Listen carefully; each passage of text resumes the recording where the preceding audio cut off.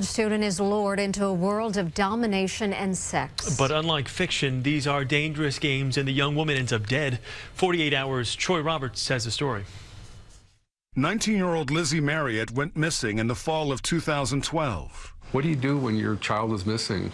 I didn't have a checklist that told me what to do. Her father, Bob Marriott. Let's call the FBI. Let's call the state police. Investigators learned Lizzie was supposed to meet Kat McDonough, who she knew from work.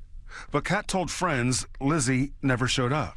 At the time, 18-year-old Kat was living with her 29-year-old boyfriend, Seth Mazelia. Well, the local police were very active, very fast. Kat stuck to her story. Lizzie never showed up. But Mazelia, after 11 hours of interrogation, dropped a bombshell. He told police Lizzie did come over. There was sex. Something went wrong, and Lizzie died. He was arrested that night and charged with Lizzie's murder. Kat was released without being charged. All rise. This case is not a romanticized, fictionalized novel some of you may have read. This was the exercise of power and control.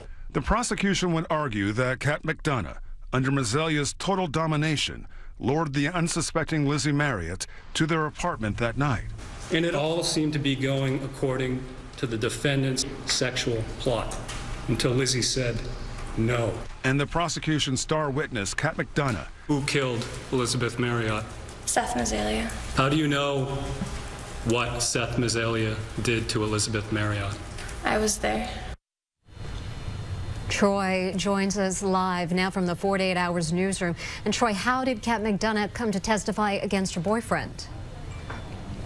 Well, she wasn't charged with murder. She was charged with covering up a crime, which carried out 21 years in prison.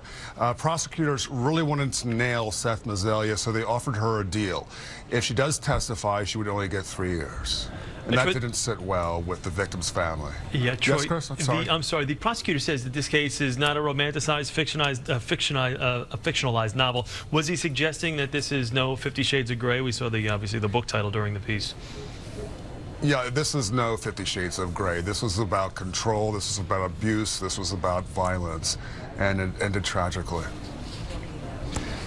Troy Roberts, thank you. Troy, thanks. And you can watch Troy Roberts' story, Dangerous Games, on 48 Hours tomorrow night right here on CBS 2 at 10 o'clock.